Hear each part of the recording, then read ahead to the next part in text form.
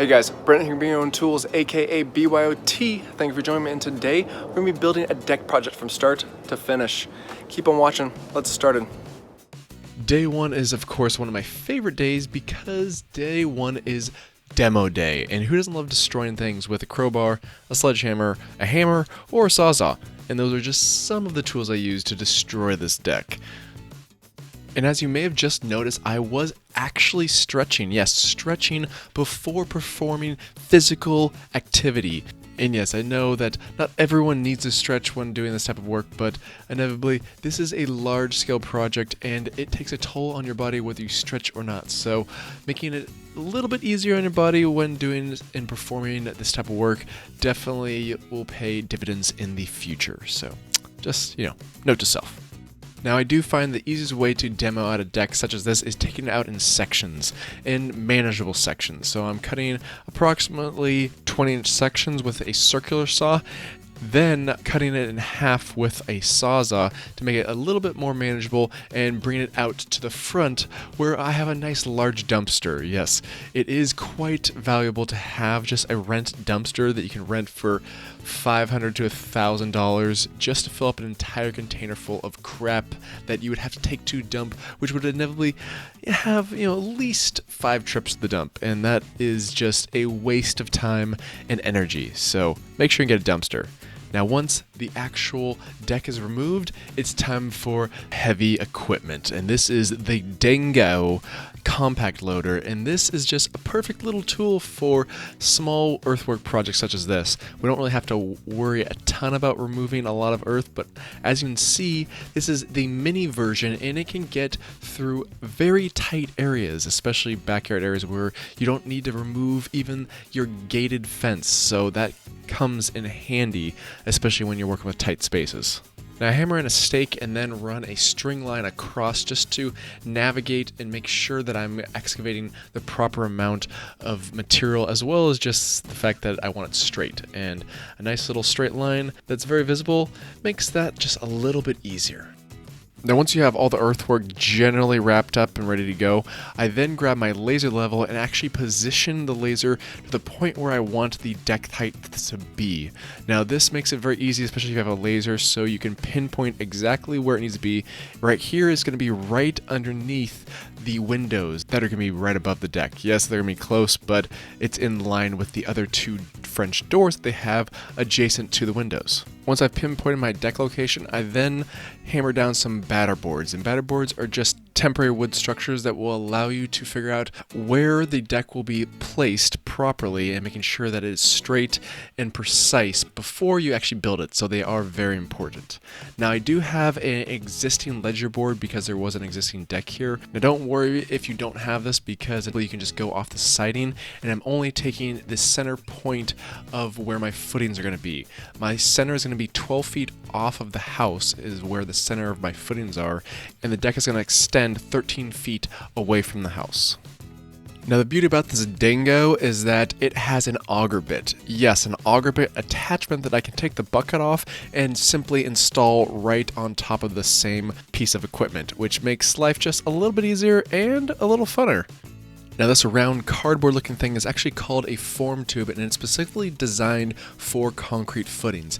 And the nice thing about these is that you can literally stick them in the ground, fill them up with concrete, let them set, and you're good to go, which is exactly what we're going to be doing today. But first, the Dingo. Yes. Now, I must be completely honest, this is the first time I've ever used this type of auger bit, and it is extremely satisfying to know that something that would take me probably all day to do literally took me an hour or two to drill all these holes. Just note that it doesn't always drill straight because it's hitting potential rocks and roots and that sort of thing. So making sure you are trying to drill as straight as possible is much appreciated, especially when you're trying to jam a 12-inch diameter cylinder into a 12-inch diameter hole. Now, this deck is 50 feet long, so I had to drill 9 footing locations that were evenly spaced throughout. Now, based upon your neck of the woods, this might differ slightly, but in my case, that's what I had to do. Now I'm finally going to introduce some hardware to the mix, and this is a galvanized adjustable post base, or should I say beam post base, because it's actually going to be supporting beams instead of posts, because we don't need posts since we're only 12 to 24 inches off the ground. The beams are going to be set on top of this hardware, and then the joists right there are going to be set on top of the beam. Did I say beam or beam there? I don't know. I promise I'm not actually reading something when I'm doing this. I'm just going off the cuff, which generally is a good thing for the most part, but sometimes, you get a little bit of confusion. Anyways, moving on.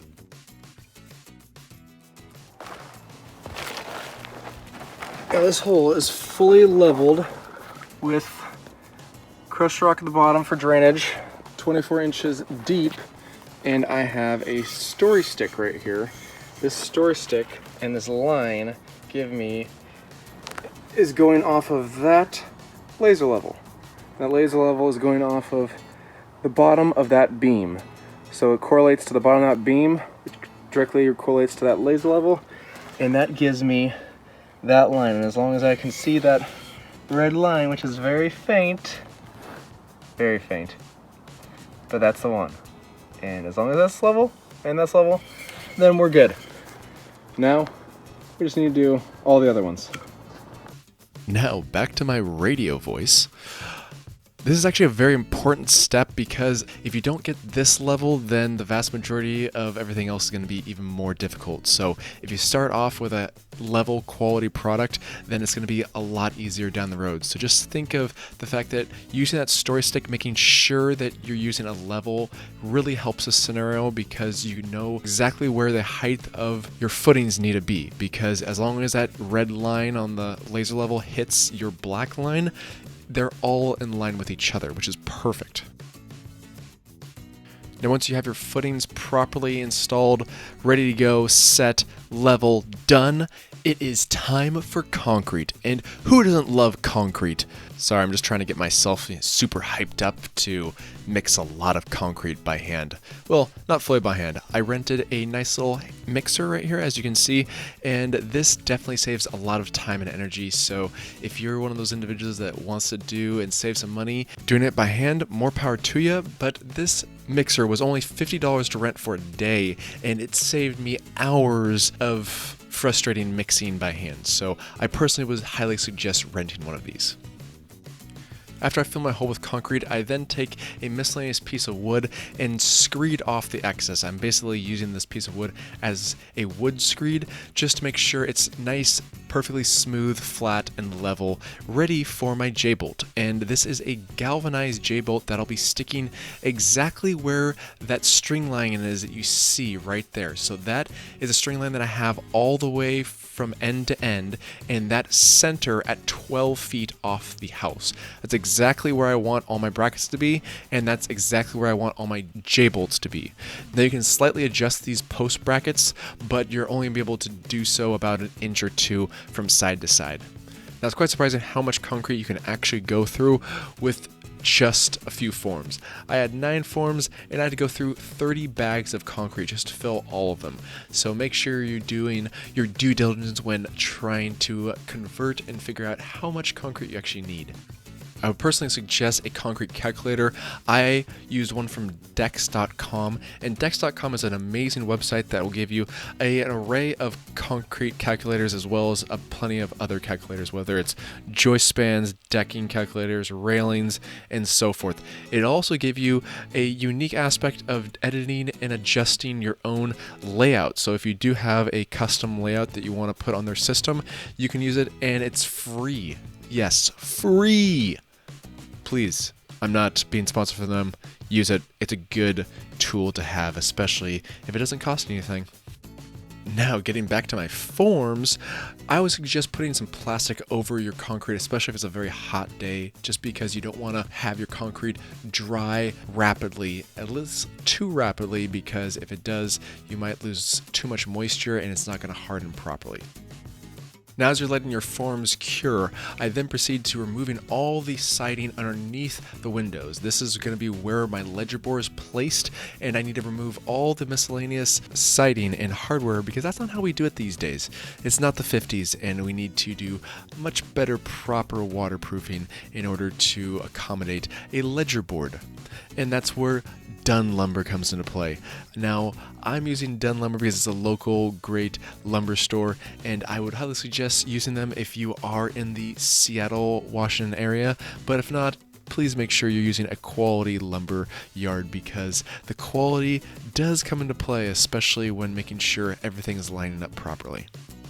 Now for my project, because I'm working on a project that does not have any plywood sheathing, I have to install a few strips of CDX Plywood sheathing. Now make sure it's a CDX product because that's rated for exterior use.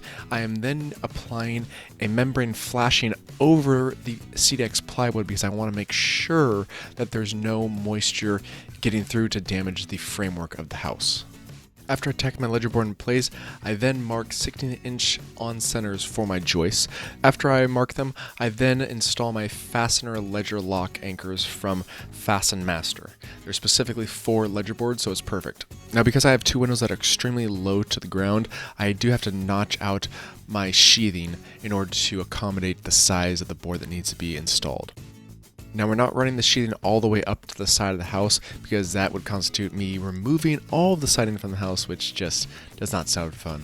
But making sure you're waterproofing it properly will guarantee the fact that you will not have water intrusion issues along the way over time. You want to make sure you're putting your membrane flashing over the CDX plywood, and then we'll be installing some trim in order to make sure that all the moisture is veered away from the house.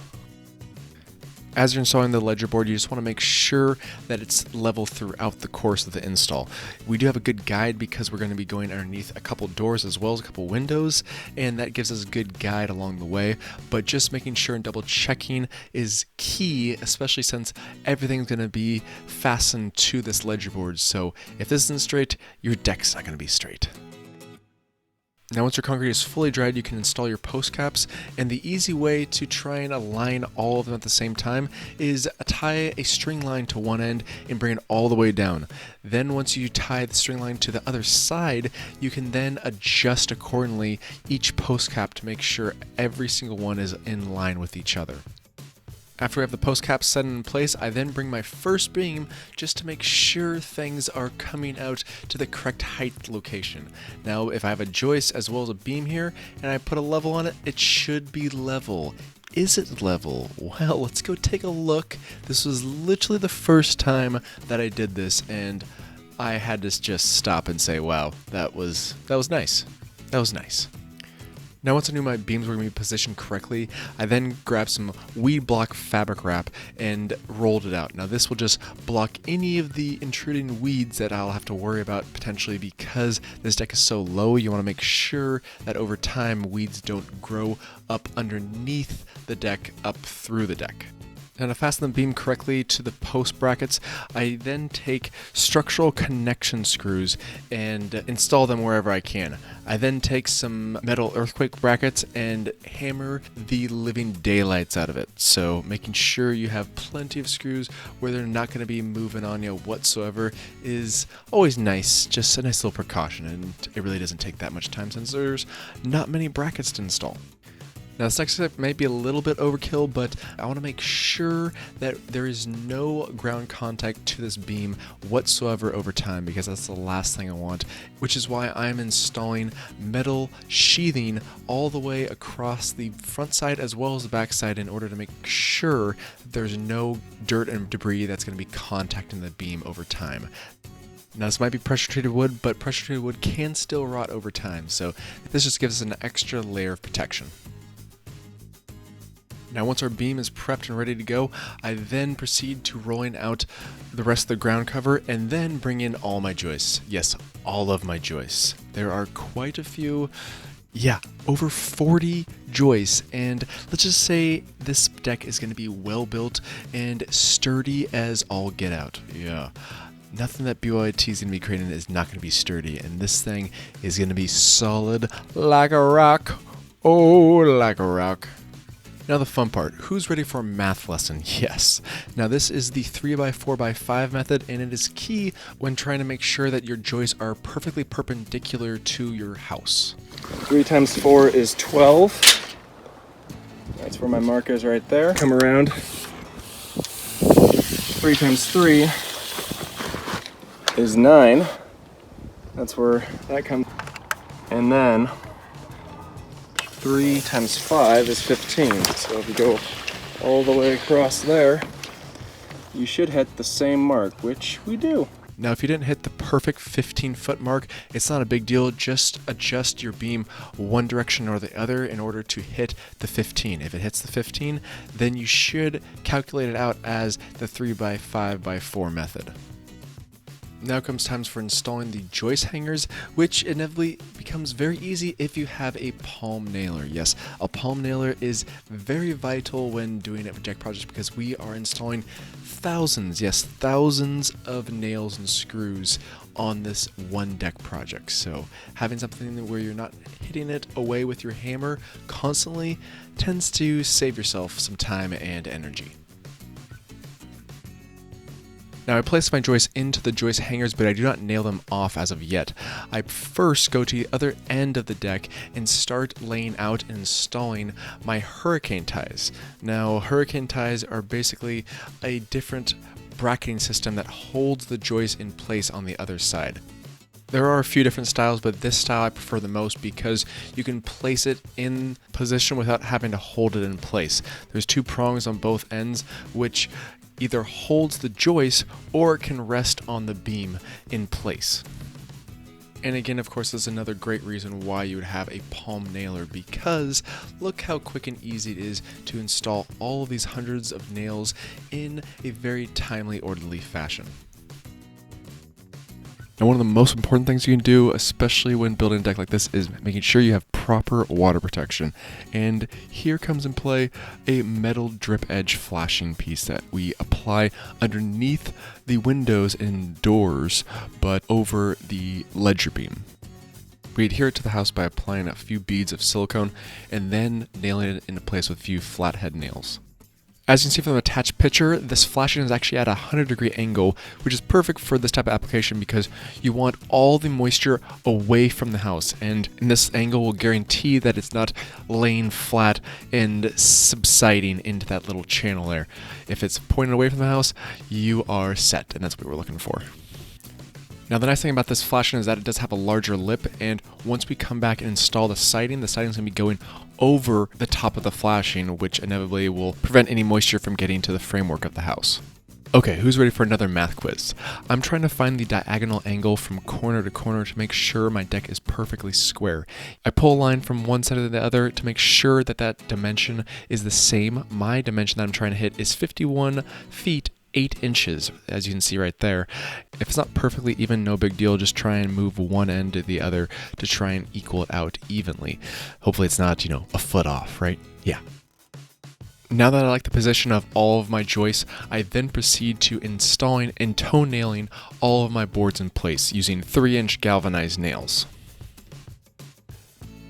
As I've said before in this video, please get yourself a palm nailer, especially for a project like this, which we have so many nails but just so little time. Your life just becomes so much easier with a palm nailer, and this one is actually I got from Rigid, and I will be leaving a link in the description box below on where to purchase one along with any other goodies that you so desire for this project. Once I toe nail all my joists in place, I then proceed to installing the nails on the hurricane ties, making sure that these joists are not moving on you at all. As I'm securing these joists, I do like to work with a 6-foot level just to make sure that as I'm installing, these joists are level and placed correctly. Sometimes the joists don't always come exactly the correct thickness as the one adjacent to it, so making sure you have an even playing field is always preferable. I make a 13-foot mark on both end boards and then take my chalk line and snap a line all the way down all of the joists. This will ensure that I have the correct length for each board before I install my rim joists. I then take my speed square and make a mark down where the chalk line hit each beam. That way I know consistently exactly where I need to cut. Now, if you don't feel comfortable with a circular saw by now, you probably shouldn't do this next step because this is definitely a technical step that takes some skill and some strength. I use my speed square to position my circular saw at the right location, and then I use that as a guide so I'm cutting the joist evenly and at the correct mark. Now, this may look easy because of the fast forward motion as well as just, I'm a surgeon at this, but it was difficult even for me, especially when you're doing it 40 plus times. So think twice and be safe. Now, any cut that you have on bare wood, you want to add a wood preservative treatment on the end of the boards, especially if it's going to be coming in contact with a lot of moisture and potential dirt and grime over years. This is pressure treated wood, but as you can see from the marks, the pressure treated solution that they use doesn't soak into the entire board. It only soaks in about 1/4 to 1/2 of an inch. And once you have all your joists prepped and looking fabulous, it is time for your rim joists. And yeah, I really don't know why they call it specifically rim joists. I did even look it up on Wikipedia and all that good stuff, but nothing really stood out. If you do know why they call it rim joists, please let me know, because I am interested. I mean, these are my salad days, and who doesn't love installing a rim joist while working on my deck? Get it? Oh, the salad days. Do you know that no one knows what the meaning salad days means anymore? Come on, it's your youth. What's going on? Did anyone read Shakespeare as a kid? Jeez. Look it up. Okay, so this is what we got here. We have 3 16-foot sections. So there's going to be one there, one in the middle, and one on this side. But they're all going to be divided with a little divider board that goes right like this. So if I took the end there, went 16 plus the border, that's going to give me a break right there.